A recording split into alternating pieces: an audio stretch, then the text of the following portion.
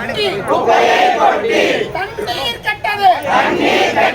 காற்றே கட்டது அறிக்கை வந்தது மண்ணும் கட்டது எங்கே செல்வது உடனடியாக நடவடிக்கை எடு. மாநகராட்சி நிர்வாகமே உன்னோட வார்டில நடக்கும் ஊழலுக்கு நாங்க என்ன சாவக்கேடா முதலிவாளையம் பகுதியோ நல்லூர் பகுதியோ திருப்பூர் மாவட்டத்தின் கிராம பகுதியோ மாநகராட்சி பகுதிக்கு குப்பை காடா எங்கள் பகுதியை குப்பை காடாக மாற்ற